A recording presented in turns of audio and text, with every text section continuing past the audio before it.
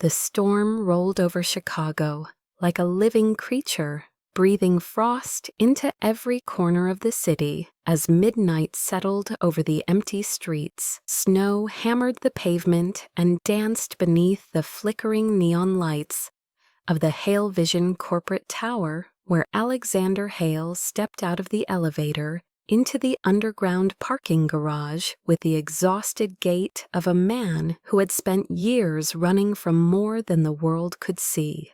At 38, he was the youngest billionaire in American healthcare tech, a prodigy turned titan, a man whose brilliance had reshaped emergency response systems across the nation, even as he himself struggled to remember the last time he had felt safe. His breath fogged in the cold air as he crossed the concrete floor toward his electric SUV, careful steps echoing in the cavernous space. Then a metallic crack split the silence. He turned instinctively, but too late. A figure lunged from behind, a column slamming something heavy into his side. Pain exploded under his ribs. Another blow sent him to the ground, the shock of freezing cement against his cheek, stealing his breath. His attacker fled into the shadows, leaving Alex clutching his abdomen fingers, slick with spreading warmth. Blood pulsed between them in a rhythm he could not control. He forced a shallow breath, the cold air burning his lungs. His vision blurred edges, dissolving into darkness. He tried to push himself upright, but his arm buckled. His heart raced, but his breaths faltered, and every shallow inhale whispered a truth he had never considered until that moment. He might actually die alone in his own building beneath a storm, howling like a warning he had ignored for too long. No footsteps came, no voice called out. His security team was far above on the executive floors, and the garage cameras had been mysteriously disabled earlier that evening, something he had planned to correct in the morning if he lived that long. His eyes fluttered half-closing as dizziness washed over him. Then he heard it, a single echo of hurried footsteps, moving not away from him, but toward him. A figure rounded the corner of the garage carrying a small toolbox and wearing the navy jumpsuit of the building maintenance staff. A woman kneeled beside him, her brown hair escaping a loose bun and her dark eyes widening as she saw the blood seeping between his fingers. "Are you hurt?" she asked, voice steadier than her expression. Alex let out a ragged half-laugh, more a gasp than a sound. "Please, just make it fast," he whispered, closing his eyes in resignation. He expected her to panic, or run, or shout for help. That would arrive far too late. Instead, he heard the clatter of metal tools on concrete and the rapid unzip of a bag. Something warm pressed against his side. He opened his eyes to see the woman pulling her jacket off, revealing a gray undershirt beneath. Without hesitation, she gripped the hem and yanked it over her head, leaving her in a thin tank top as she folded the fabric and pressed it firmly against his wound. His eyes widened not because of the sudden exposure, but because the dim garage lights revealed a jagged burn scar running diagonally across her chest and shoulder like a lightning bolt carved into skin. Along the curve of her collarbone sat a faded tattoo, a string of numbers and letters he recognized instantly as a Federal Medical Unit code, the same codes used by elite paramedics deployed to national disasters and mass casualty sites. Another marking beneath it, a small emblem partially burned away, hinted at something military, something she had tried to cover or erase. His mind struggled to reconcile the mystery before him, but she pressed harder on the wound, forcing a groan from his throat. "Stay awake," she ordered, her voice low and urgent. "Do not close your eyes. Not here, not now."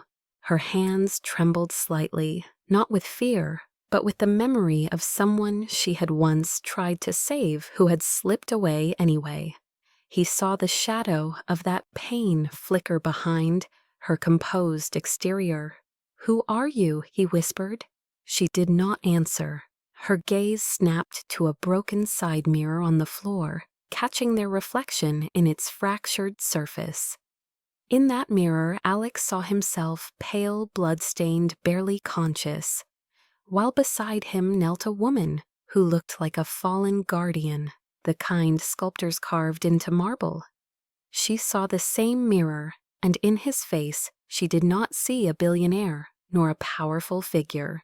She saw a man on the edge of death, just like someone she had lost before. For a heartbeat, they shared a silent recognition, two damaged souls colliding by accident beneath a storm, both haunted by pasts neither wanted to look at. "Broken mirror, broken past, broken breath. Focus," she muttered, pressing her palm to his cheek, forcing his gaze to hers. "You stay with me.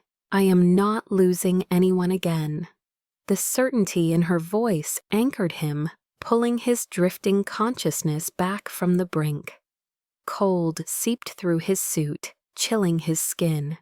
Yet her touch radiated a determined warmth, grounding him against the pull of darkness. He tried to lift a hand to stop her from hurting herself, using her own clothing for him, but she shook her head sharply. "Save your strength." He wanted to ask her name, but breath failed him. His pulse faltered. She leaned closer, her forehead almost touching his, as the storm above them roared like a second heartbeat. "Stay with me," she repeated, softer but fiercer than before. Sirens wailed distantly, perhaps approaching, perhaps imaginary, but he clung to the sound, her voice, the warmth of her hand, and the reflection of two strangers bound in shattered glass. As consciousness slipped through his fingers, she tightened her grip on him, whispering words he barely heard. "Not tonight. Not you. Not again." And the darkness swallowed him. The storm had passed by morning, leaving Chicago coated in a brittle sheen of ice that sparkled beneath the slow-rising sun. While inside a private suite on the top floor of St. Mercy Hospital, Alexander Hale slept under the soft hum of medical monitors, unaware that half the city was already whispering his name. To the world, he was a titan, a visionary, the 38-year-old billionaire who had built Hale Vision into the backbone of national emergency response systems. And yet, despite the accolades, the photographs, the interviews, and the polished confidence he displayed in every boardroom, Alex lived a life that felt increasingly hollow. The data breach scandal that erupted 2 months earlier had cracked open a chasm he had been avoiding for years. Though the leaked information had been limited and posed no danger, the public outrage had been immediate and fierce, unleashing a tidal wave of fear and mistrust that painted him as a careless overlord. Senators demanded hearings, television pundits tore apart his decisions, activists protested outside his headquarters, holding signs accusing him of playing God with people's lives. Some threats escalated far beyond angry messages. Anonymous groups began sending detailed warnings, referencing the layout of his building, the times he worked late, the places he walked alone. Alex told almost no one, choosing, instead, to bury the fear under longer work hours and tighter security protocols, believing that logic and preparation could keep danger at bay. But danger was not a competitor, and terror did not follow rules. His board began pulling away, shifting their tone whenever he entered the room. They called emergency meetings that did not include him, reviewed contingency leadership plans, and whispered about public image. The pressure mounted until Alex felt as though he no longer ran Hale Vision, but stood trial inside it. His penthouse, a glass fortress overlooking the skyline, became less a home and more a museum of a life that did not belong to him. Sleek furniture lined the vast open spaces, every piece chosen by designers he barely remembered. There were no family photos, no keepsakes, no evidence that a human being lived there, except for one small object. On the bedside table, a rusted star-shaped keychain that had belonged to his mother. She used to tell him he was her little star, her bright thing, her reminder that not everything in life had to be survived alone. But she died before he turned 20, leaving him to navigate the world, armed with brilliance, ambition, and the belief that vulnerability was the quickest way to lose everything. So he built walls invisible, towering, unshakable. And when his empire grew, those walls hardened into the persona the media adored. The Silicon Ice King, the untouchable visionary, the billionaire who never blinked. Yet alone inside his penthouse, the silence suffocated him. He worked 18-hour days, slept in brief, restless intervals, and woke with the same feeling pressing heavy against his chest that something essential was missing. On rare nights when exhaustion dragged him onto the couch, he dreamed of nothing warm, only alarms, crises, falling debris, and the echo of a voice he could not identify, calling for help he never managed to give. In moments of quiet, he found himself gripping the star keychain tightly, as though the memory of his mother might pull him back into something human, something soft, something real. But softness was a luxury he could not afford, not with an entire country. Questioning his leadership, not with protesters outside his building, chanting accusations, and certainly not with enemies hidden behind screens, tracking him like prey. And so he did what he had always done. He pretended the loneliness did not exist. He immersed himself in reports, legal briefings, and algorithmic audits. He dismissed his assistant's concerns about his declining health, brushed off the dark circles beneath his eyes, and ignored how the nights felt longer, colder, quieter, until the attack, until the garage, until the woman. The moment Maya knelt beside him in that freezing concrete tomb, something inside him cracked. She had not looked at him like he was a billionaire, nor like a symbol, nor like a man whose downfall would feed headlines for weeks. She looked at him like a human being bleeding beneath her hands.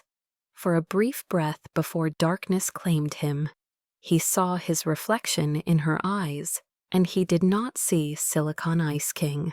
He saw someone who wanted to live. When he finally regained consciousness in the hospital, hours later, he expected analysts, doctors, security agents. Instead, he woke to sterile light and empty silence. A quiet so complete, he felt as though the world had forgotten him. His first thought was not about Halevision, nor the board, nor the scandal, nor the attacker. It was the woman with the scar and the tattoo and the steady hands that belonged to someone who had known chaos intimately. His second thought was that he had no name for her, no record, no idea how she had appeared in the garage at the exact moment he needed someone most. And maybe that was what troubled him more than the attack itself. The realization that a stranger had held his life together more gently than anyone in years. As sunlight pushed across the room, painting his sheets in pale gold, Alex stared at the ceiling, feeling the strange flicker of something he had not experienced in a long time. Not hope, not exactly, more like the faint memory of connection, something he thought he had buried beneath expectations and power and restless ambition. The world wanted a titan, but the person inside the hospital bed was someone else entirely, someone waiting to be seen, someone wanting to understand the woman who had saved him when no one else even knew he needed saving. Maya Torres woke long before sunrise, sitting at the edge of her narrow bed in her tiny South Side apartment, as the heater hummed weakly against the stubborn winter chill. Dawn crept through warped blinds in pale gray slices, revealing the worn boots on her floor, the neatly folded maintenance jacket on the chair, and the metal rescue ring on the counter she refused to look at. She breathed slowly, counting each inhale the way her therapists once taught her, though nothing ever quieted the memories completely, especially mornings after nightmares. She dressed quickly, tying her hair back and grabbing her backpack of tools before opening her door to find Mrs. Rita Johnson, her 80-year-old neighbor, wrapped in a floral robe and leaning on the doorway with a soft, knowing smile. "Morning, baby," she said. "You look haunted again." Maya forced a thin smile. "I'm fine." Rita gave her the kind of look only women who had lived long enough to see every kind of heartbreak could give. She touched Maya's arm gently. "Storms don't stay inside forever, baby." Maya nodded, grateful but unwilling to let the warmth sink too deep. She left the building and walked toward the train, her boots crunching over frozen slush as the city yawned awake. She tried not to replay the scene from the garage, but it slipped into her mind anyway. The billionaire bleeding, the unexpected fear in his eyes, the way he whispered, "Make it fast," like someone who had given up long before the blade hit him. She felt again the heat of his blood, the weight of responsibility. She swore she would never carry again. She boarded the train, pressing her forehead to the cold window. She didn't want to care who he was. She didn't want to know his name, but she already did. Alexander Hale, CEO, Forbes prodigy. The man whose life had been in her hands. When she reached the Hale Vision Tower, security was tense, lights bright, conversations hushed. She scanned her badge head down and went straight to the maintenance office, where her supervisor, Dan, handed her a clipboard with his usual grunt. "Electrical issue on sublevels 2 and 3, he said. "Might have been an intruder last night." She swallowed hard. "I'll handle it." As she walked deeper into the building, she overheard 2 guards whispering near the executive elevator. Hale was attacked, they said. Critical last night. Someone saved him. A woman. No ID. A chill slid through Maya's spine. She stepped into the shadow of a column heart hammering. She never wanted anyone to know she had been there, and she definitely never wanted him to look for her. She'd learned years ago that saving someone meant losing a piece of herself, and she no longer had pieces to spare. She opened the electrical panel hands, shaking as sparks flickered. Her mind drifted back to Eli Ramirez, her partner in the Federal Emergency Medical Unit, her teammate, her friend, her almost. She heard again the tunnel exploding, the metal, screaming, the darkness swallowing them. She felt again his pulse weakening beneath her fingers as she begged him not to go. She had saved dozens of lives before that day, but losing him shattered something deep inside her. The burns on her chest and shoulder healed. The nightmares did not. She had quit the unit within months, unable to trust her instincts, unable to walk into another disaster scene without hearing Eli's last breath. She took the maintenance job because it was quiet, predictable, anonymous. She didn't have to save anyone. She didn't have to risk losing anyone. She didn't have to love anyone. She made it to the rooftop for a break, leaning over the railing as wind whipped through her hair. Chicago sprawled endlessly beneath her, sharp and indifferent.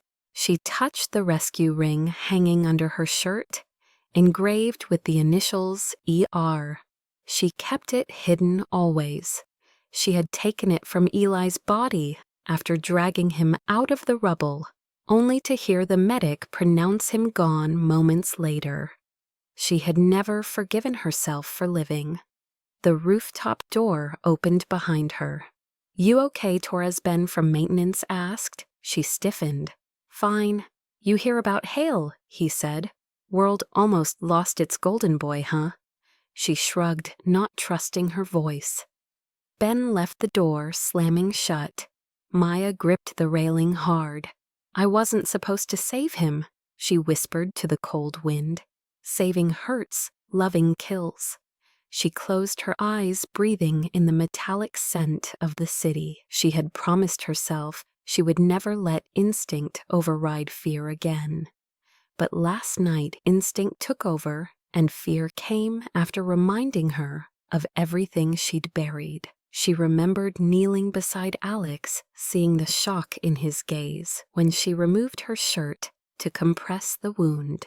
She remembered the faint recognition in his eyes, as if he saw not a stranger, but someone familiar, someone broken like him. She hated that she remembered. She hated that she felt anything. She returned to work, forcing her mind into the rhythm of tools and wires and circuits. But each time she blinked, she saw Alex's pale face and heard his ragged, almost defeated whisper. "Make it fast." She knew that tone. She knew that kind of surrender because she had lived inside it for 2 years.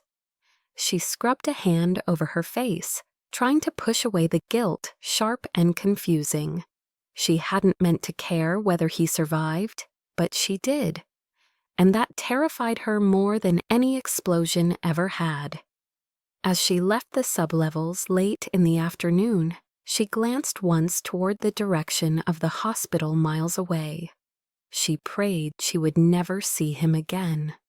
People she saved never stayed alive for long, and she wasn't sure she could survive losing another heartbeat. Maya should have walked away the moment she realized Alexander Hale had survived, but the universe had never cared about what she should or shouldn't do. It cared even less this morning as she found herself standing in front of the very maintenance supply room she had been trying to avoid ever since the attack. She needed a clean undershirt and medical tape for the burn on her shoulder where the strap of her tank top had rubbed raw during the frantic, improvised first aid. The room smelled faintly of metal and detergent, its dim light flickering in a way that reminded her too much of emergency tunnels. She tugged her jacket tighter, pushing past the memory. She was replacing a ruined shirt, nothing else. But when she opened the cabinet and reached for the folded gray uniform tops, she froze. Blood. Alex's blood. A faint, rust-colored smear stained her hands the moment she touched the fabric, and the entire garage scene flooded back. The weight of his body, the tremor in his breath, his voice cracking as he whispered, "Make it fast." The way she had shouted at him to stay awake, with a fierceness she'd sworn she would never feel for anyone again. She clenched the shirt, her pulse jumping. She didn't want to feel anything, especially not this pull in her chest, this instinctive urge to check if he was okay. She had avoided the hospital wing all morning, refusing to let old habits drag her into a life she left behind. She didn't save people. She didn't lose people. She didn't get attached. She learned that lesson the hardest way possible. The overhead lights buzzed as she exhaled shakily and reached for a replacement shirt. She lifted her jacket to change and stopped. There it was again, the thing she tried hardest to hide.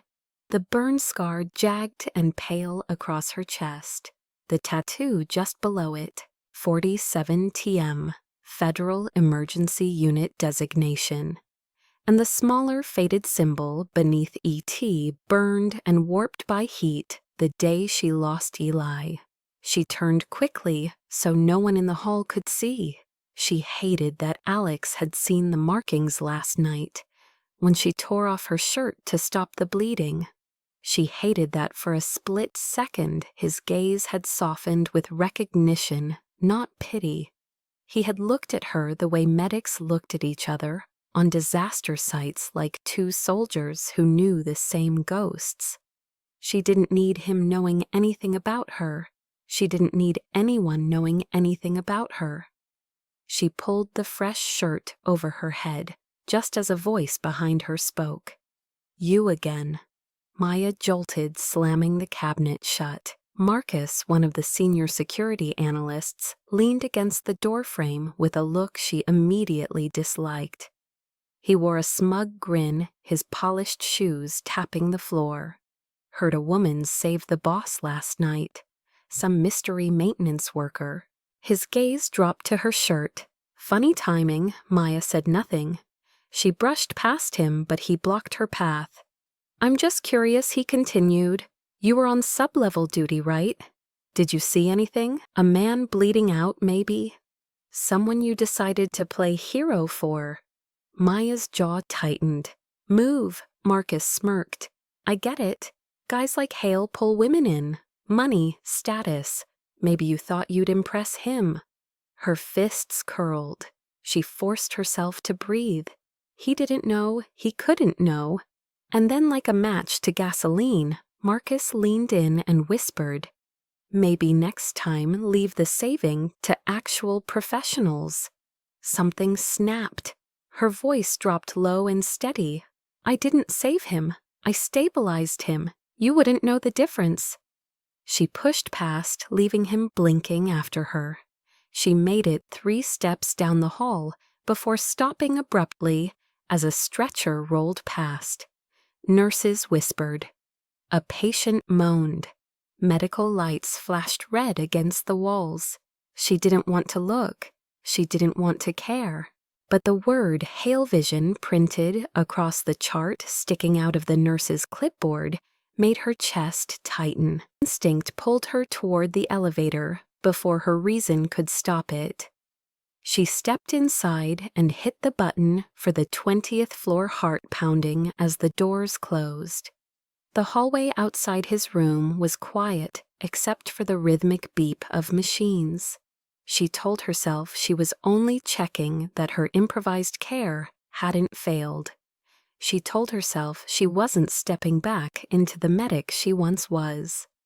But when she reached the doorway and saw him awake, pale, sitting upright, with one hand pressed to his bandaged ribs, her breath caught. His eyes lifted. Recognition flickered. "You," he whispered. She should have turned around. She didn't. Instead, she stepped inside the door, sighing shut behind her, sealing them into a silence that felt heavier than any tunnel. He studied her the way he had in the garage, but sober this time. Clear, intent. "You saved my life." She shook her head. "I kept you alive long enough for people who actually know what they're doing." Alex's gaze dropped briefly to her scar, then back to her eyes. "Who trained you?" he asked quietly. She flinched. "No one you need to know." His voice softened. "You ran after." Why, she swallowed. "Because saving people costs more than I can pay." His brows knit. "What does that mean?" She stepped back. "It means I don't do this anymore. I don't save anyone. Not ever." She turned to leave, but his voice followed low, faintly shaking. "Then why did you save me?" She froze in the doorway. She didn't answer. She couldn't. Instead, she walked out before the truth tore open the part of her she had spent years burying. Behind her, Alex Hale watched the door close, knowing without understanding why that the woman who walked away carried more scars than the one bleeding in the bed. Alexander Hale woke to the soft hum of hospital machines and the faint antiseptic scent clinging to every inch of the private suite. But the only thing he truly noticed was that the woman who saved him was no longer there. The door had closed so quietly behind her, he almost wondered if she had been a hallucination brought on by blood loss and fear. But the pain in his ribs was real, and so was the memory of her eyes, dark, fierce, haunted, meeting his as she pressed down on his wound with that shredded gray undershirt. Her disappearance made no sense. People should stay long enough to be thanked.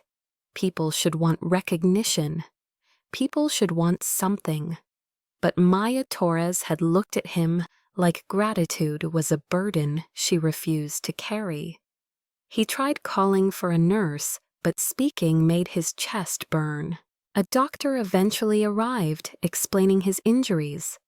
A deep laceration bruised ribs, mild hypothermia, and blood loss, but stable thanks to the rapid compression applied before medical help arrived.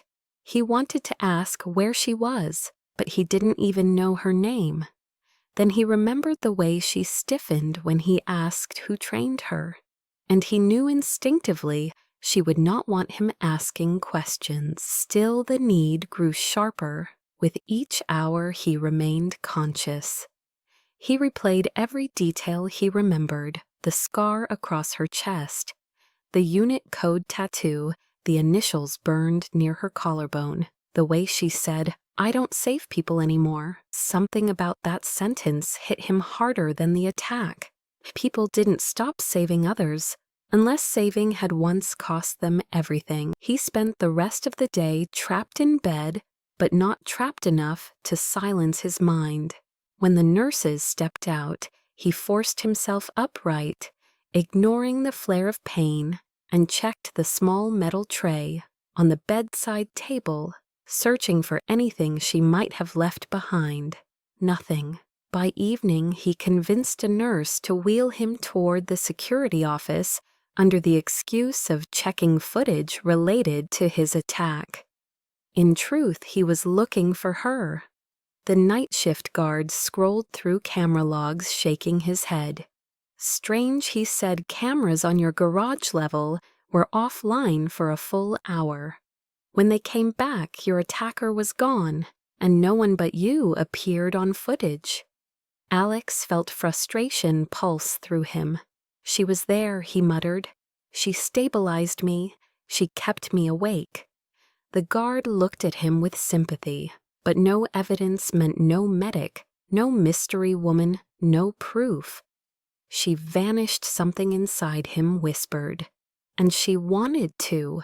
Meanwhile, across the city, Maya sat in her dim apartment, staring at her hands still stained by the faint memory of his blood, though she had washed them repeatedly. She had left the hospital so fast her chest still hurt from holding her breath in the elevator.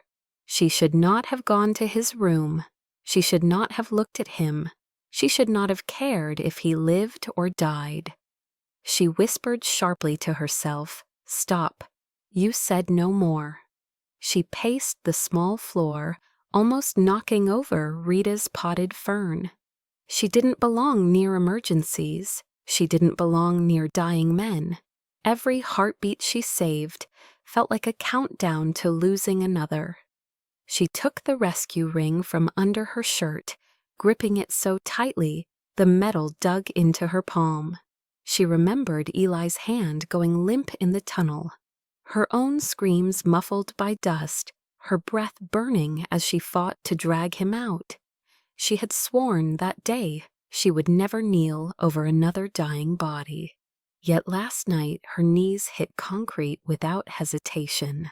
Saving him had felt like muscle memory, like instinct, like betrayal of the promise she made to herself. She shoved the ring back under her shirt and forced herself to sit, but her leg bounced restlessly. She needed distance. She needed to bury what happened. When Rita knocked gently and stepped inside, Maya tensed. "Baby, you pacing holes in my floor," Rita said, sitting down beside her. "That look on your face tells me you've seen something terrible again." Maya swallowed, but said nothing. Rita studied her quietly. "You know storms don't pass if you keep locking the windows. Sometimes you gotta open one. Let in some air." Maya shook her head. "Air hurts." Rita squeezed her shoulder. "Not all of it." Maya stood abruptly, grabbing her maintenance jacket. "I have to go to work." Rita frowned. "Baby, you off today? I need to go anyway." She left before Rita could stop her. She reached Halevision after sunset, hoping the late hour would keep everyone distracted enough not to notice her slipping inside. But the moment she swiped her badge, she felt eyes on her. Staff were talking in urgent whispers. An intruder last night, an attack on the CEO, a mysterious first responder. Everyone was looking for answers. She wanted none of it. She hurried toward the lower levels, planning to bury herself in electrical maintenance until her mind dulled. But at the end of the hall, she spotted a small cluster of people surrounding an open office door. Inside sat Alexander Hale, pale, exhausted, frustrated, surrounded by guards reviewing files. Her breath caught. He looked different than in the garage, still powerful but stripped of his armor, vulnerable in a way she had only seen once before. And he was asking security the same question over and over. Did anyone see a woman, a worker maintenance? Possibly former medic. He didn't know her name yet. He said the word woman like it meant something more. Maya stepped back into the shadows, her heartbeat pounding. She couldn't let him find her. She wasn't someone to be found. She wasn't a hero. She wasn't anything. She turned toward the stairwell, but as she pushed the door open, she heard his voice, faint but clear. "Whoever she is, she saved my life twice. If she doesn't want thanks, fine, but I need to know she's okay." Her hand froze on the door handle. For a moment, she let herself feel the warmth of someone caring about her safety. Then she pushed it away hard, shutting the stairwell door behind her and disappearing down the darkened steps like she never existed at all. Alexander Hale was not a man and used to feeling powerless, but for the first time in years, he felt like he was chasing a ghost instead of controlling a narrative. The board could question him, the media could distort him, and extremists could threaten him. But none of that cut as sharply as the fact that the woman who saved his life vanished into thin air as though she had never existed at all. He spent the first morning after discharge ignoring the doctor's orders to rest, and instead sat in his office with files spread across the glass. Desk security logs open on his tablet, and a burning sense of unfinished truth pressing against his ribs harder than the injury itself. He replayed every detail he remembered from the garage, even the parts blurred by pain. The scar across her chest, the tattoo, the way she said, "I am not losing anyone again." He had never heard a stranger speak with such grief and defiance at the same time. Whoever she was carried a past heavier than anything he'd ever faced in boardrooms or courtrooms. He asked Head of Security Lewis to bring him every maintenance roster from the last 6 months. Lewis raised a brow. "Sir, that's hundreds of employees." "I don't care," Alex said. "I'll read every name. She works here. I know it." Lewis hesitated. "And if she doesn't want to be found," Sir Alex stared at him, "then she shouldn't have saved me." That ended the discussion. Alex combed through the rosters until his eyes ached. Torres. The name struck him with sudden certainty. Maya Torres.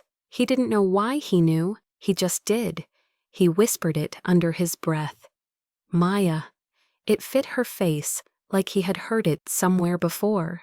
Louis checked the system. Maintenance technician, level 2 night shifts mostly.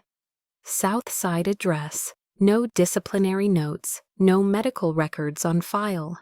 Her emergency contact section blank. It made no sense, no history, no fingerprints in civilian databases, no background except a minimal corporate ID file. It was as if she had appeared out of nothing. Alex rose too fast and grunted when pain shot through his ribs. Louis moved to steady him, but Alex waved him off. I'm fine, I want to speak to her. Now. Louis checked the employee locator. She hasn't clocked in today, sir. Maybe she is at home. Alex grabbed his coat, refusing help. Then we go to her. On the south side, Maya sat on a bus bench, gripping her backpack like a shield. She shouldn't have come out today, but hiding in her apartment only made the memories louder. She tried to focus on the scraped paint of the bench, the cold wind, the distant traffic, anything except the echo of Alex's voice in the stairwell. I need to know she's okay. Those words haunted her more than she wanted to admit. People didn't look for her. People didn't care if she was okay. People left. People died. People failed. She took the bus back toward Hale Vision anyway, because routine kept her sane. But when she saw a black SUV with government-tinted windows turning onto her street, she froze. The car slowed near her building. Alex stepped out, holding his ribs, carefully scanning the area with the sharp eyes of someone who always noticed what others missed. Maya's breath caught. No, no, no, no. She backed away from the sidewalk and ducked behind a parked van. She could not let him see her outside work.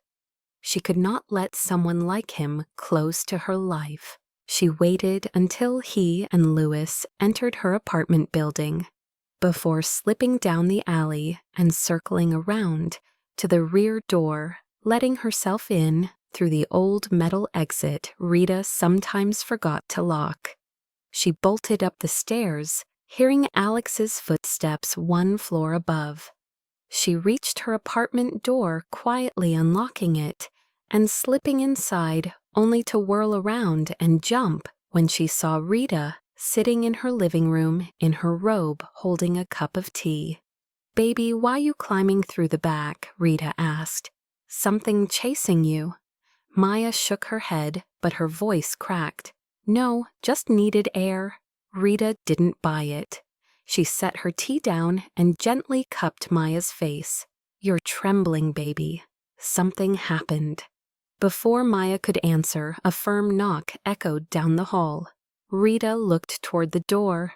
Oh, that's a man's knock. Maya lunged forward.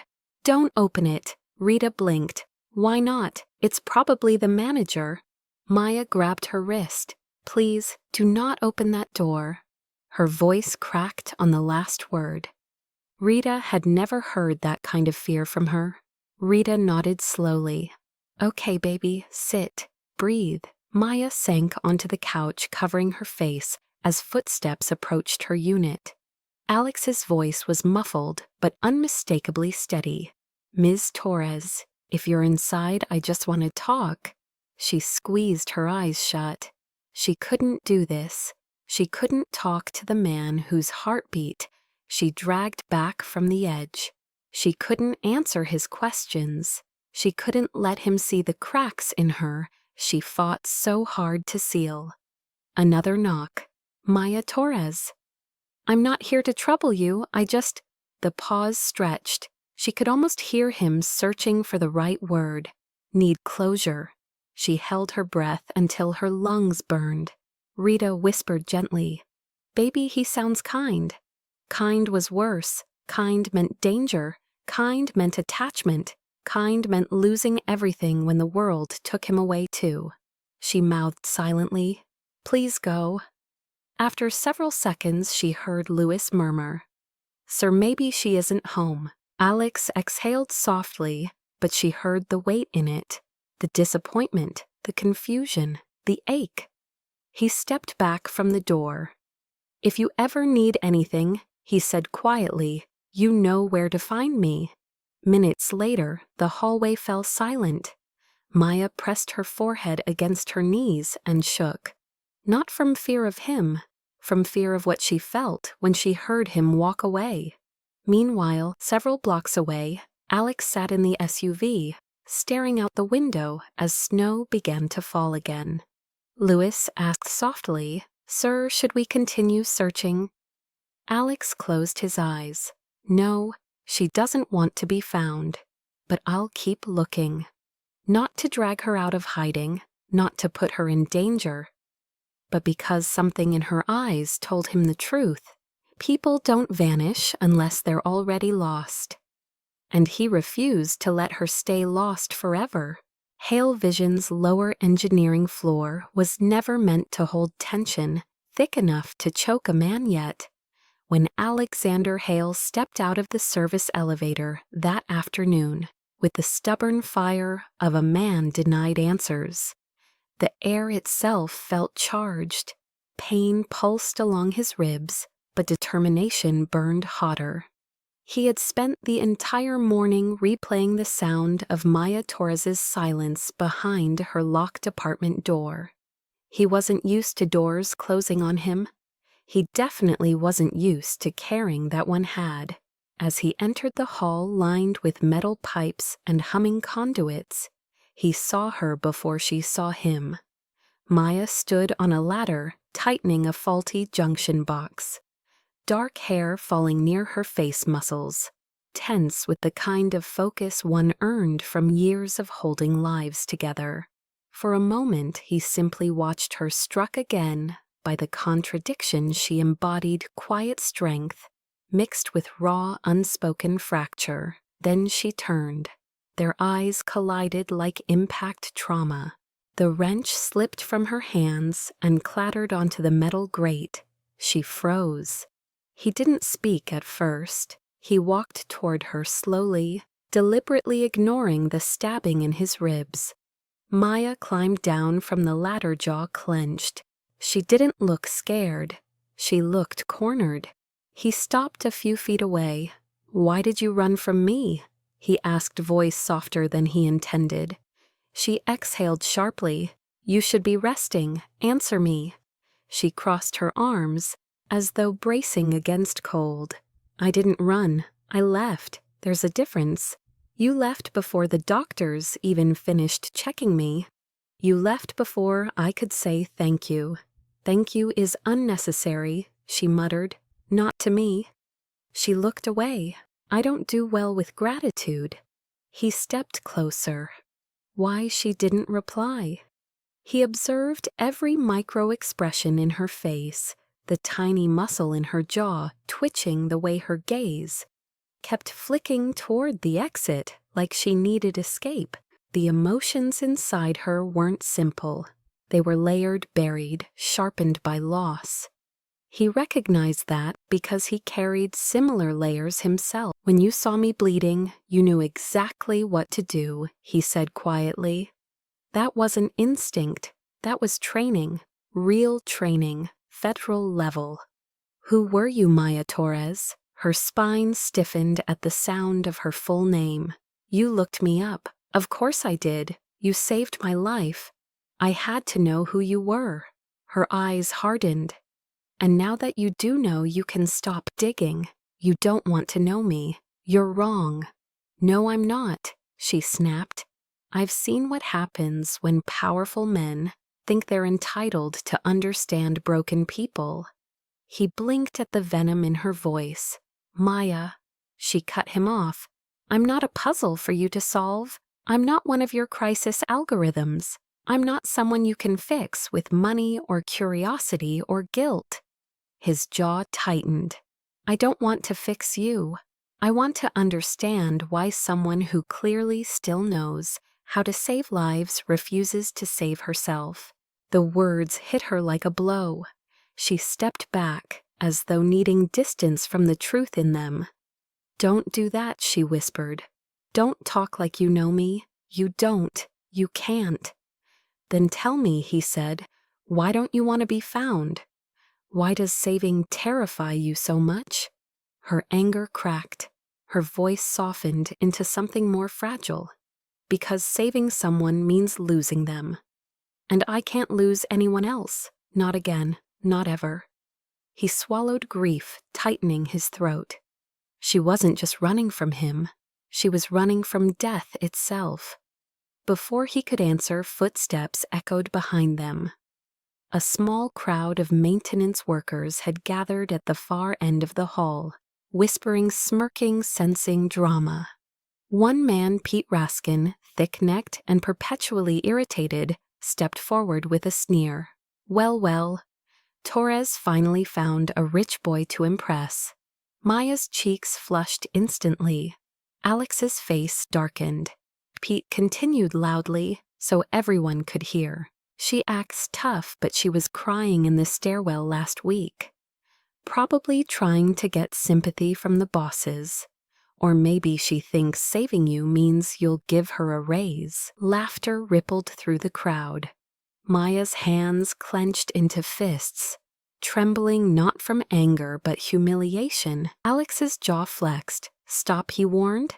Pete ignored him. "Must be something about her playing medic. Likes to pretend she's important." Alex stepped forward, towering over the man. "Apologize," Pete scoffed. "For what? She's nobody. She just got lucky being near you when someone tried to kill you. She isn't special." Maya froze. The words sliced deeper than Pete could ever understand. Her deepest fear thrown into the air like a weapon.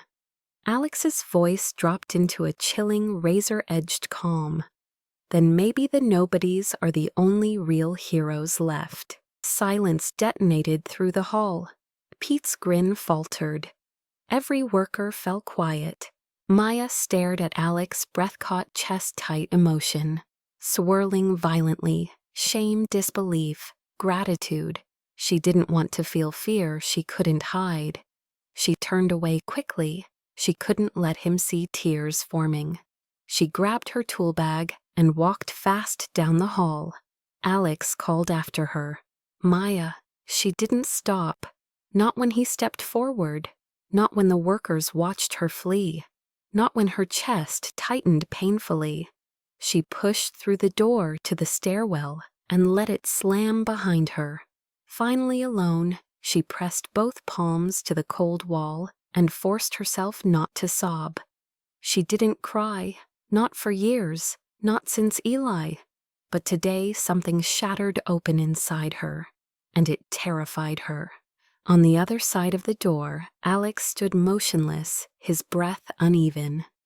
The humiliation he witnessed, the humiliation she experienced, burrowed into him like a bruise. He wanted to punch something. He wanted to punch everyone. But mostly he wanted to understand why losing control for even a second around her felt like losing something precious he'd never had.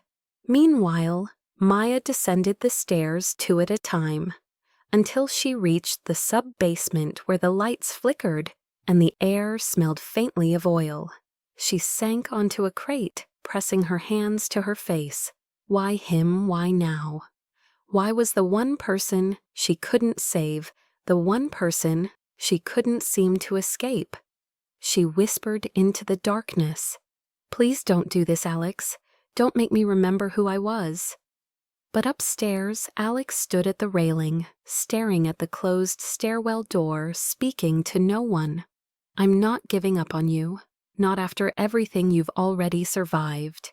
The Hale Vision Winter Relief Gala sparkled across the grand ballroom of the Lakeshore Regency Hotel. Like an artificial universe built from glass diamonds and ambition, the kind of event where Chicago's wealthiest pretended to care about humanity for 2 hours while sipping champagne that cost more than a month's rent. Alexander Hale stepped inside, wearing a tailored black suit that hid the fading bruises beneath his shirt, every step deliberate. though his ribs still ached. He hated galas, hated the spotlight, hated the expectation that he should smile and reassure everyone that the world was perfectly safe now that he had survived an attack. But tonight he had a purpose. He scanned the crowd not for donors or media, but for the one woman who refused to be found. Maya Torres was somewhere in the building. He knew because she had been assigned to technical inspection. For the stage rigging a job she couldn't decline without raising questions. He moved through the guests, nodding automatically at politicians and CEOs. But his mind drifted to the moment in the maintenance hall when he defended her, when she ran from him like he'd touched a wound too deep. He didn't regret confronting Pete Raskin. He only regretted that Maya had heard the words, "Nobody slip," from someone else's mouth instead of from the ghost in her own head. On the mezzanine above the ballroom, Maya tightened a cable near the lighting array, her fingers steady, even though her heart wasn't. She hated crowds. She hated bright lights. She hated being this close to the CEO, whose eyes had followed her with too much intensity earlier that day. She wiped sweat from her palms and forced herself to focus on the rigging. Routine kept her sane. Details kept her from remembering the sound of the tunnel collapsing. She clipped the last cable and turned to leave just as the fire alarm screamed through the ballroom. Guests startled. Servers froze. Someone yelled, "Is this part of the program?" And panic swelled instantly. Maya's breath hitched. Alarms, smoke, screams. The exact cocktail of sounds that triggered her worst memories. But instead of freezing, she moved. She sprinted down the staircase toward the main floor, pushing through the frightened crowd as red lights strobed overhead. A man near the stage collapsed, clutching his chest. People stumbled away from him, forming a horrified circle. Maya dropped to her knees beside him without hesitation. "Stay with me, sir," she said automatically, the medic inside her taking over, despite every promise she had made to herself. She checked his airway, felt no pulse, and began chest compressions with perfect rhythm. 30 compressions, 2 breaths. 30 compressions, 2 breaths. Guests gasped. Someone whispered, "Is she a paramedic?" Another voice said, "She works maintenance or something." Lights flickered. The alarm kept screaming.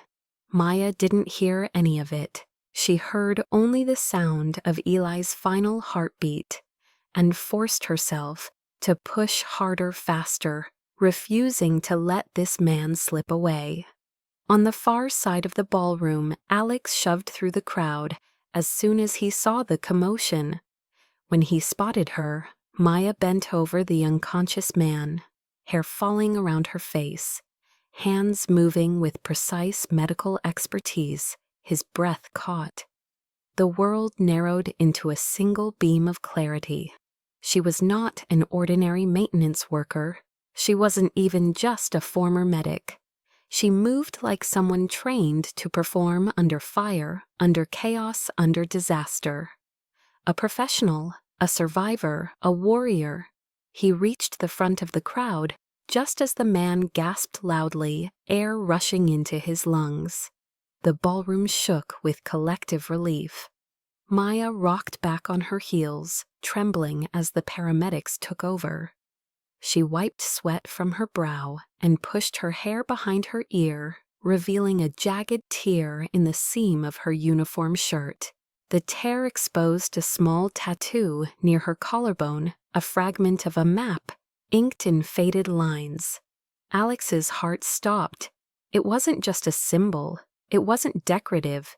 It was coordinates, geographic coordinates.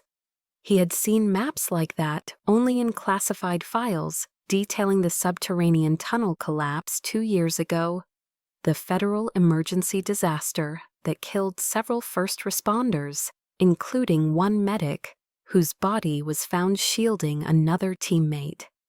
A teammate named Eli Ramirez, the same name engraved on Maya's rescue ring, and the coordinates tattooed on Maya's skin matched the epicenter of the blast. A permanent reminder of where her life ended and where she forced herself to keep breathing. A map of trauma, a map of loss, a map of the moment she decided she would never save anyone again. Until him. Maya felt eyes on her and looked up instinctively straight at Alex. Their gazes locked through the crowd. Shock flared in his, panic flared in hers. He stepped forward slowly, as if approaching a wounded wild animal, afraid she might bolt if he moved too fast. She stood abruptly, backing away from the stage. People murmured, touching her arm, thanking her, praising her. But she didn't hear a word. Her heartbeat thundered. Her breath shallowed. She pushed through the crowd, desperate for air. Alex followed her, ignoring the reporters calling his name. Maya pushed through a service door into the dim hallway behind the ballroom. She braced herself against the wall chest, heaving eyes squeezed shut. When she opened them, Alex was already there. "Maya," he said softly, "why didn't you tell me you knew someone would get hurt?" "Eventually," she said, voice shaking. "Saving people costs you everything. I can't do it again." "You already did it again," he replied quietly. "You saved me. You saved that man. That's not weakness, Maya. That's who you are." She shook her head, tears stinging her eyes. "I'm nobody, Alex. I'm nothing special." He stepped close, but not touching her. "You think I don't know what guilt looks like? You think I've never seen someone broken try to disappear to protect themselves? You're not invisible to me. You never were." She swallowed hard. "You don't know what happened to me." "No," he said softly, "but I want to. Because whatever broke you is still breaking you, and I'm not letting you face it alone." She stared at him, unable to speak. A single tear slipped down her cheek. She hated it. She hated that he saw it. But he didn't flinch or pity her. He simply waited. And for the first time in years, Maya realized something terrifying. Someone saw her. Not the medic, not the failure, not the ghost. Her. Footsteps echoed behind them as security announced the alarm was a false trigger. But neither moved, neither spoke. The gala continued without them. And in that dim hallway behind the flashing lights and chaos, two broken people stood inches apart, suspended in a fragile truth neither could ignore anymore. Maya didn't remember how she got from the hallway to the loading dock behind the hotel. All she knew was that the cold night air slammed into her like a wall, and she welcomed it. Needed the bite of winter on her skin to drown out the echo of alarms still ringing in her skull. Her lungs refused to cooperate. Her breath hitched in short, sharp bursts. The world tilted. The distant traffic blurred into white noise. Her hands shook violently as she braced them against a steel pillar, trying to anchor herself. She had warned herself this would happen. She had warned herself that stepping into anything resembling rescue work would drag the past up by the roots. She had promised she would never let herself feel that terror again. The terror of watching someone die under her hands after giving everything she had. But the man tonight had lived. He breathed again. He breathed because of her. And instead of relief, she felt a violent, crushing fear that reminded her exactly of the day she lost Eli. A sob tore from her throat before she could stop it. Her knees buckled. She sank to the concrete, pressing the heel of her palm to her forehead. "Stop, stop, stop," she whispered to herself. "Not here, not now, not again." She squeezed her eyes shut. The hotel lights flickered behind her. The faint smell of exhaust drifted through the alley, but all she saw was the tunnel. The fireball blooming, the ceiling collapsing, Eli screaming her name, and she was right back there crawling through darkness, blood on her knees and elbows, reaching for him, feeling his pulse fade. No. A warm hand touched her shoulder. She jerked back instinctively, heart lurching. Maya. His voice cut through the fog like a lifeline thrown into deep water. Not loud, not demanding, just steady, firm, human. She blinked up at him. Alexander Hale crouched beside her, breath visible in the frigid air, eyes full of something she had never seen in them before, fear for her. Real fear. Not for himself, for her. She tried to turn away. Don't look at me. I'm fine. You're not fine, he said softly. You're shaking. She hated how her voice cracked. Please go, I can't do this with you here. I can't be seen like what? He asked gently. Human. He moved closer, but still kept enough distance that she wouldn't feel cornered. Maya held her head in her hands. The panic clawed at her chest like a trapped animal. Every breath felt stolen. Every heartbeat felt too loud. She whispered hoarsely, I can't lose anyone else. I can't bury another heartbeat. Alex inhaled slowly, understanding dawning in his eyes. This wasn't about tonight. This wasn't about him. This was a ghost dragging her backward. He lowered himself to sit beside her on the cold ground, ignoring the pain in his ribs. Tell me what happened, he said quietly. No, she rasped. If I say it out loud, it becomes real. It was real already, he murmured. And it's killing you. She squeezed her fists until her nails dug into her palms. I was part of a federal emergency medic unit, elite team. We handled the worst disasters. And one day, her throat closed, words refused to come. Alex waited, patient, still, not pushing, not judging, just present. Finally, the dam cracked. One day, a tunnel exploded, gas leak, structural collapse. I was trapped with my partner, Eli. He didn't make it. She pressed both hands to her mouth, shoulders shaking. I tried so hard. I kept his airway open. I covered him when the ceiling fell. I dragged him across debris until my legs gave out, and he still died in my arms. Her voice broke. I heard his pulse disappear, and I swore. I swore I would never try to save anyone again. Because saving means losing. Saving means watching someone you care about die. You think you caused his death? Alex asked softly. Her silence was the answer. He shook his head slowly. Maya, you didn't kill him. The world did. The explosion did. The system did. Not you. She let out a raw laugh. A bitter, humorless sound. That's what they all said after. But when I close my eyes, I still feel his heartbeat fading. And tonight, when that man stopped breathing, everything came back. Everything. Alex exhaled the truth, finally coming together. She hadn't been avoiding him. She had been avoiding herself.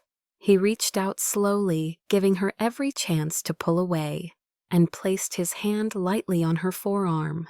She stiffened but didn't move. You saved him, he said. You saved me too. That's not failure, Maya. That's who you are. She shook her head hard. I don't want to be that person anymore. It hurts too much. Then hurt, he said softly. Hurt with me. Hurt here. Hurt now. But don't pretend you're dead just because you survived. Her breath hitched. She looked at him, finally really looked at him. His face was pale from pain, his ribs wrapped in bandages, his eyes too honest for someone in his position. He wasn't trying to dissect her or analyze her. He was trying to reach her. Something warm and terrifying bloomed in her chest. She whispered, You're not supposed to care. You barely know me." Alex's expression softened painfully. "I know enough. I know you're brave and stubborn and carrying more than anyone should. I know you saved my life when you didn't have to. And I know you think you don't deserve to breathe, but you do. You do." Her tears fell silently. She hated crying. She hated how vulnerable she felt. But he didn't look repulsed. He didn't look annoyed. He looked devastated that she ever cried alone. He moved his hand from her forearm to her shoulder, slow, careful, gentle. She didn't pull away. Instead, she leaned into him, forehead pressing against his shoulder, breath shaky. For the first time in years, someone held her without asking for anything in return. And she let herself shake. She let herself break. She let herself be held. Alex rested his cheek against her hair, exhaling shakily. "We'll get through this," he whispered. "You and me." Her voice was barely audible. "Don't make promises you can't keep." He closed his eyes. "I don't make promises I don't mean." The wind blew cold across the alley, but neither of them moved. Two broken souls clinging to each other, not because they were whole, but because for the first time in a long time, neither of them felt alone. The next 48 hours unfolded like a fragile ceasefire between two people who had been fighting invisible wars far too long. Maya returned to work because routine was her only language of survival, and Alex insisted on attending the board meeting because retreat had never been part of his vocabulary. They didn't speak about the alley. They didn't speak about the tears. They didn't speak about the way she had collapsed, and he held her like she was made of something worth protecting. But the silence between them wasn't distance. It was a pulse waiting for the next beat. On the third night, everything shattered. Hale Vision Tower shut down. Not by accident, by design. The lights flickered once, then died across 50 stories like a dying heartbeat. Elevators froze. Security feeds cut. Backup generators failed to activate. The building plunged into an unnatural silence. Maya felt the floor tremble under her boots as she walked through the level 3 mechanical corridor, inspecting the wiring for the east wing, her flashlight slicing through the darkness. She instantly knew something was wrong. The air smelled off, sharp, metallic, a sting that crawled down the back of her throat. "No, no, no," she whispered. "This wasn't just a blackout. This was sabotage." She pulled out her handheld sensor. It beeped red. Gas. Refrigerant mixed with something else. Something not supposed to be airborne. Her stomach dropped. Someone triggered the emergency purge system manually. She sprinted toward the ventilation control hub on level -1. Halfway down the stairwell, she heard it. A heavy impact, a muffled groan. And then a voice she felt in her bones. Maya. It wasn't loud, but it hit her harder than any explosion. She froze mid-step, gripping the rail. Alex. She ran. She didn't think. Training took over. Fear sharpened into a blade. She descended the stairs, 3 at a time, lungs burning from the cold chemical air. She pushed through the metal door and found him on the ground near the HVAC primary conduit. Half conscious, a crimson stain spreading across his shirt. No, God, no. She slid to her knees beside him, fingers trembling as she lifted his head. "Alex, please, please talk to me." His eyelids fluttered. "Maya, don't breathe too deep." "Gas leak." She almost laughed hysterically. "Yes, I'm aware. What happened?" His voice cracked. "Someone was down here. They hit the valve, then hit me, tried to drag me, but I fought back." She scanned the room. A wrench lay on the ground. A trail of smeared footprints disappearing behind the ducts. Someone had been here minutes ago. She swallowed hard. We need to move you now." She reached for him, but he winced. Her flashlight revealed why. The wound wasn't from the attack. It was from his earlier injury ripped open, bleeding fast. "Damn it, Alex." She tore open the emergency kit mounted to the wall, but the fabric bandages were useless against the cold, damp air and rising gas concentration. She needed insulation. She needed compression. She needed something thick enough to seal the wound and something clean enough to cover his mouth. Her hands flew to the zipper of her protective maintenance jacket. No, too thin. She needed more. Without hesitation, she pulled off her thermal underlayer shirt, leaving only her tank top, the cold slamming into her skin like needles. She folded the shirt tightly and pressed it to his bleeding side. Her fingers firm despite shaking. He hissed in pain. "Stay with me," she ordered, her voice sharp with panic and fury. "I swear to God, Alex Hale, if you pass out on me now, I will drag you up 50 flights myself." His lips twitched weakly. "Bossy," her heart stuttered. "Don't you dare joke. Not now." Gas hissed from the vents above them, cold vapor crawling across the floor. She could feel her throat tightening, her vision beginning to blur. They were running out of oxygen. She tore a strip from the remaining fabric and tied it around his mouth and nose to filter the worst of the fumes. Then she pressed her bare arm against the bleeding side to keep pressure steady. His breath hitched painfully. "Maya, you need to leave. Save yourself." Something inside her exploded. "Stop telling me to let people die," she snapped. "I already lost someone. I'm not losing you too." His eyes fluttered open just enough to meet hers. "Maya, please, just make it fast." She froze, not because he said it, but because of how he said it. Weak, afraid, resigned.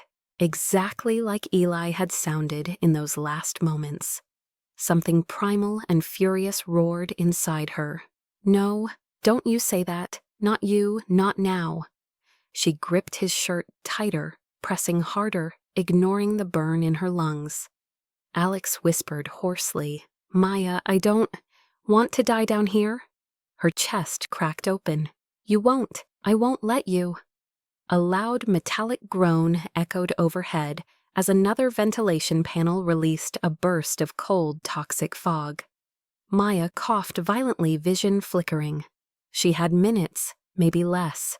With her free hand, she reached for the override lever on the control panel, but it was jammed. Broken, sabotaged deliberately. "Damn it," she whispered. "Think Maya think."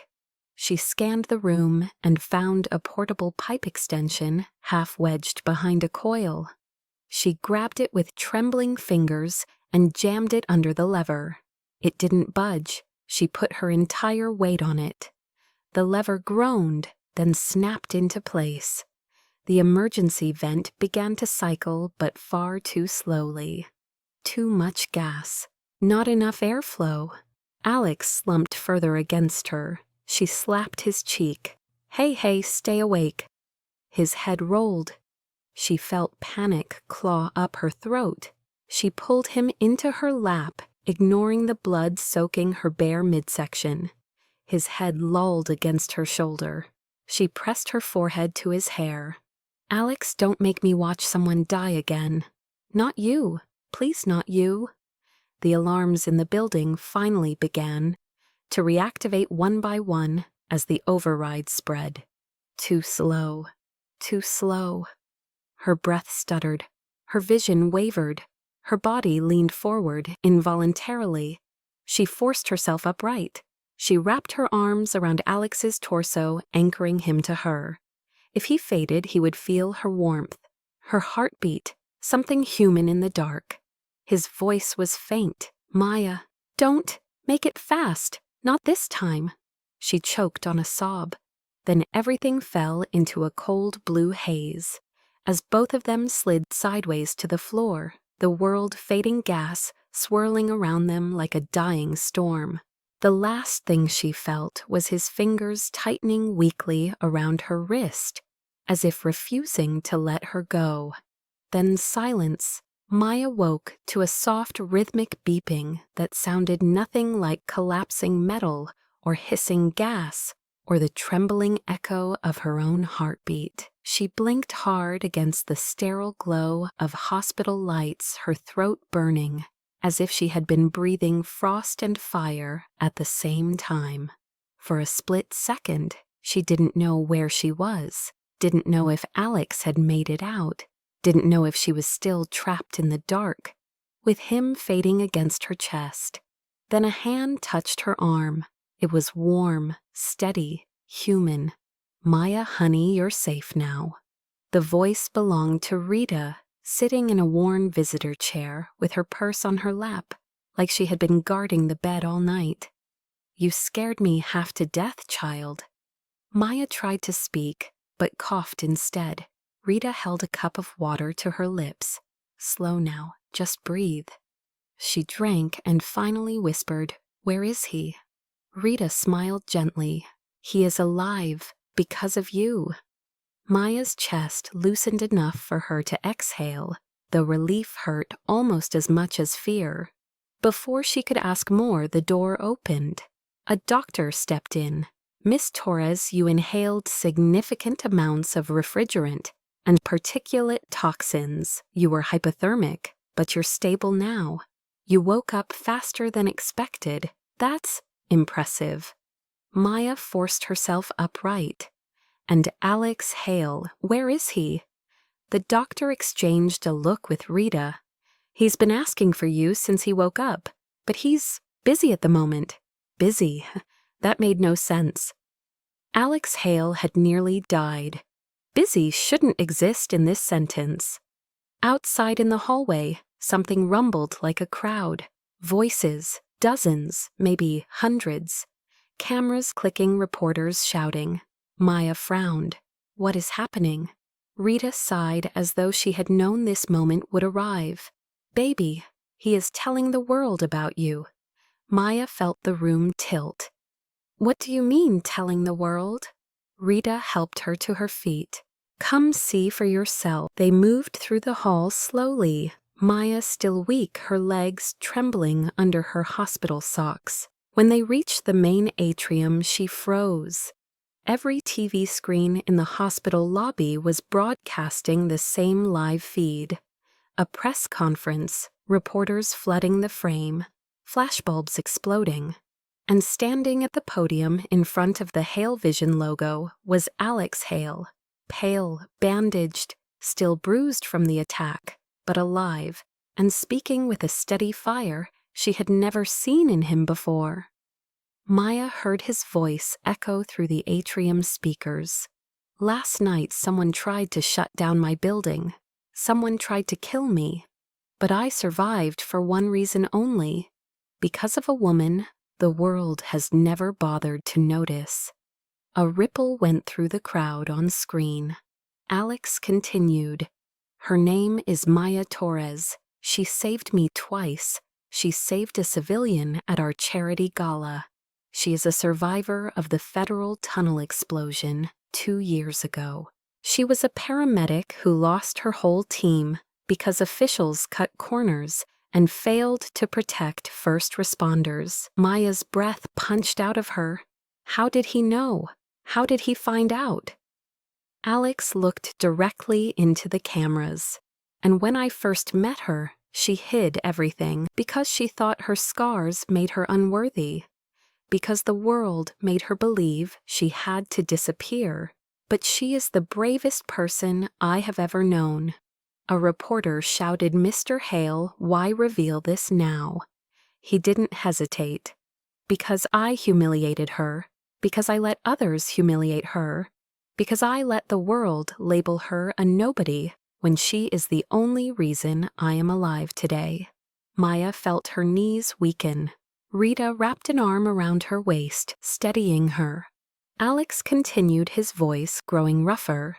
"If this world had more Maya Torres men like me, would not need security." The lobby fell utterly silent. Even the nurses stopped walking. Reporters on the screen leaned forward. Another shouted, "Mr. Hale, is she here now?" Alex swallowed once. "I hope so, because I need her to hear one more thing. I owe her my life, and I owe her the truth." On screen, he stepped away from the podium, ignoring the frantic PR team. He looked straight into the first camera lens he found. "Maya Torres, if you are watching, I am sorry. I failed you. I failed to see you. And I failed to understand that you were carrying the weight of a world you didn't deserve to carry alone." His eyes softened in a way Maya had never seen. "I want to give you back what the world took from you. Your name, your story, your courage. You do not get to disappear anymore. Not on my watch." The reporters erupted, questions flying, cameras flashing like lightning. Maya felt oxygen leave her lungs. He had undone years of hiding in one televised confession. Rita whispered gently, "You should go to him." Maya shook her head. I can't face that crowd." Rita cupped her cheeks. "Baby, you faced death. A few cameras ain't gonna kill you." Something cracked open inside Maya. Not fear, not shame, something like acceptance, like being seen for the first time since Eli died. She inhaled shakily. "Okay."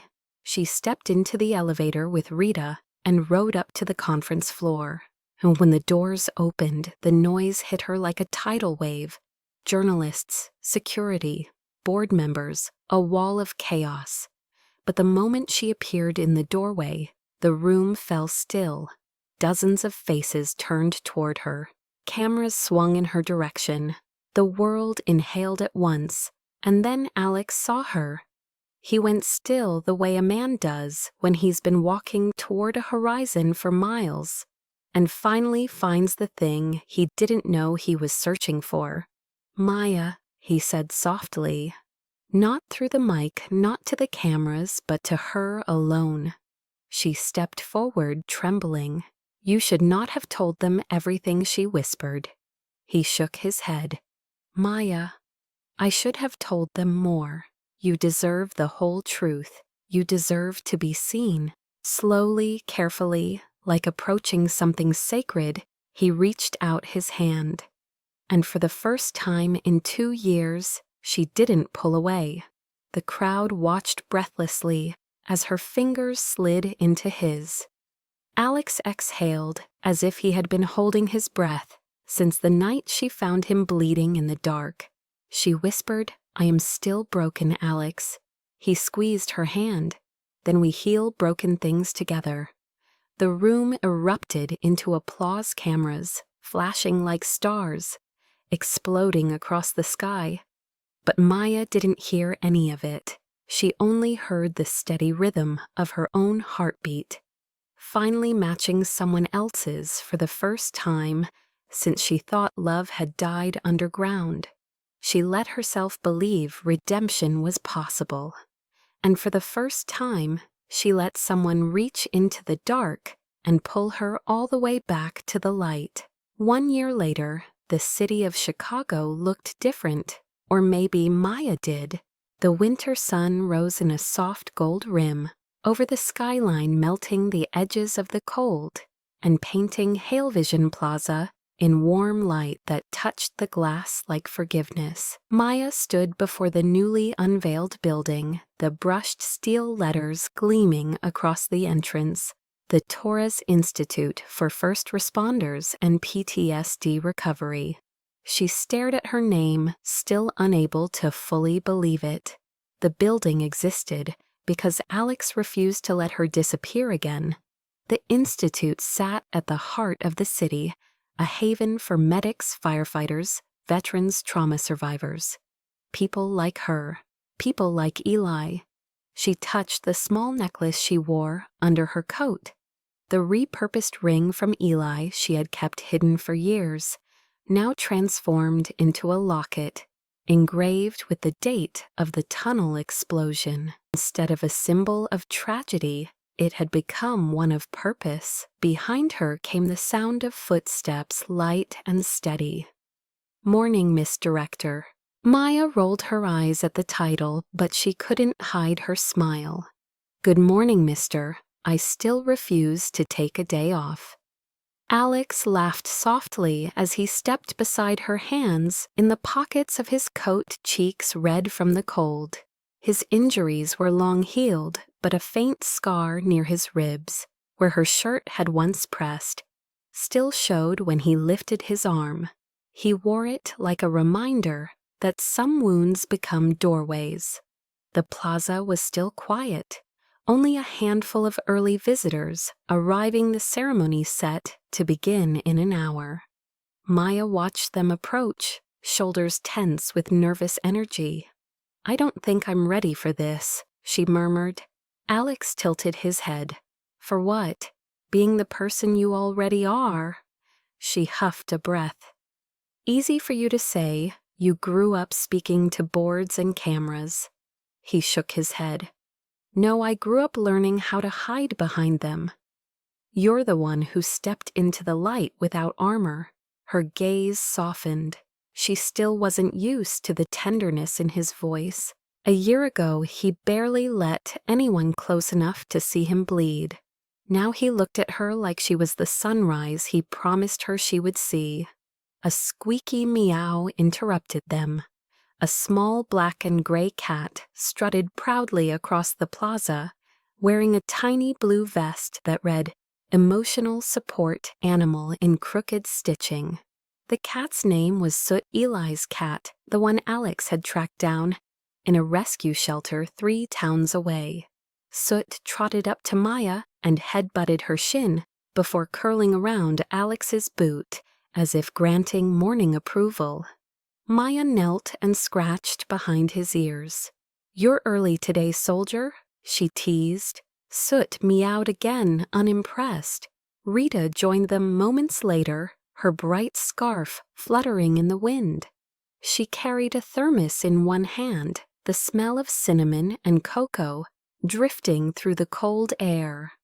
"Now if you two are done being cute," she said with a grin, "we have a ceremony to start." Maya flushed.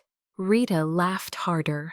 "Baby, I seen you two look at each other like you're writing wedding vows with your eyeballs. Don't try me." Alex choked. Maya buried her face in her hands. Rita clapped them both on the backs with grandmotherly force. "Come on now, your guests are arriving." And they were. Dozens of first responders in uniform lined the plaza, firefighters in turnout gear, EMTs wearing navy blue paramedic jackets, veterans with service patches neatly pinned across their chests. Families walked in, too, holding the hands of kids whose parents had survived disasters thanks to people who never got headlines. Maya's throat tightened. She saw a firefighter whose eyes she once treated in the ER after the explosion. She saw a veteran who had sent her a letter months ago, saying he finally believed healing was possible. She saw a teenager wearing a medic trainee badge, smiling wide as she ran inside for orientation. Maya had built something real, something living, and she had done it with people who refused to let her stay broken. An organizer approached. "Miss Torres, it is time for your opening remarks." Maya inhaled sharply. Alex stepped closer, his voice low. "Just speak like you spoke to me in the garage, honest and afraid and brave." She met his eyes. He nodded. She nodded back. They walked together to the stage. Cameras flashed, but this time she didn't flinch. The podium felt less like a battlefield and more like a bridge. She gripped its edges, and the crowd quieted. "Good morning," she began, her voice steadier than she expected. "1 year ago, I was convinced I didn't deserve to stand in front of anyone. I thought surviving meant hiding.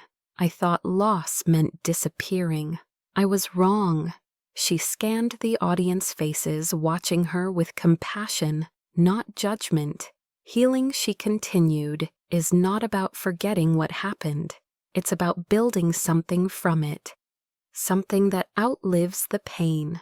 Something that lets someone else breathe easier. Her eyes flicked toward Alex, who watched her with a mixture of awe and pride that made her chest warm. This institute, she said, is for every medic who held a dying hand, for every firefighter who ran into flames, for every soldier who carries invisible wounds, for every survivor who woke up and didn't know who they were anymore. You belong here, you are seen here, you are safe here. Applause rose like a tide. She swallowed hard, fighting tears. After the ceremony, the board chair stepped forward, holding a polished wooden box. Inside lay a silver rescue badge engraved with her name, and beneath it, small italicized words, "You stayed." The inscription hit her like a warm blow. Alex leaned close, whispering, "That badge belongs to someone who refused to run this time." She turned the badge in her hand. "And you," he added quietly, "belong to yourself again."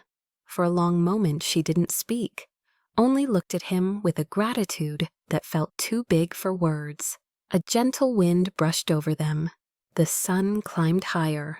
Maya slipped the badge onto her coat and finally allowed herself to breathe fully.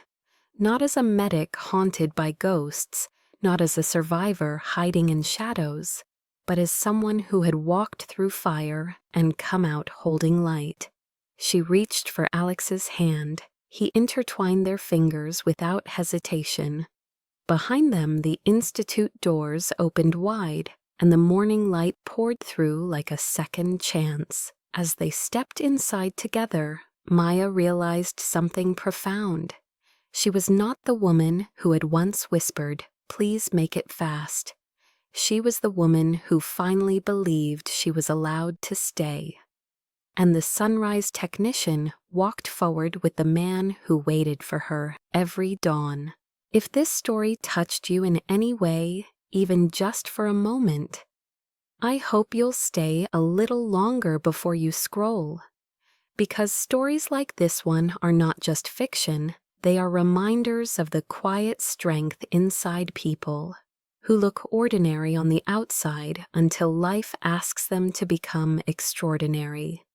If you found yourself breathing harder during the cliffhanger, or tearing up during the redemption, or smiling at the sunrise moment, then you felt exactly what this channel was made for.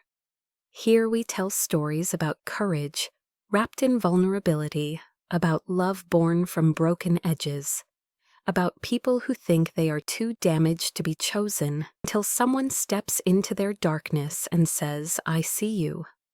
If Maya and Alex made you believe, even for a second, that healing is possible, then I invite you to become part of our little family here.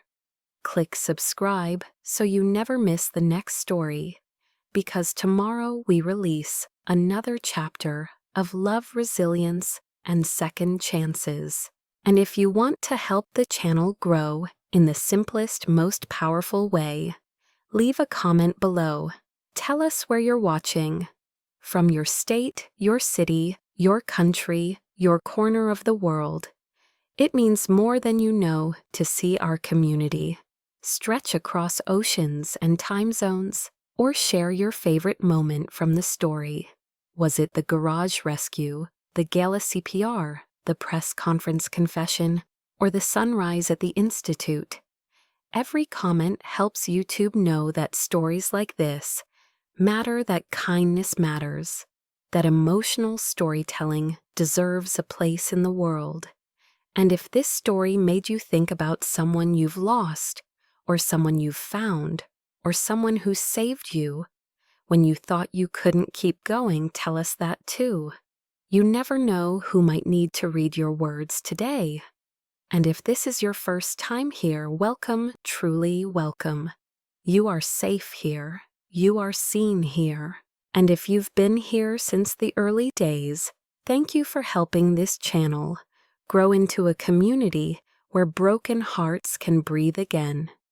Before you go, if this story moved, you type the word sunrise in the comments. It lets me know you stayed until the end, that you felt something real, that you believe in new beginnings, the way Maya finally did. I read every single sunrise and every single comment, because this channel isn't just about telling stories, it's about reminding you that your story matters too. Thank you for being here. Thank you for feeling with us. And I'll see you in the next story.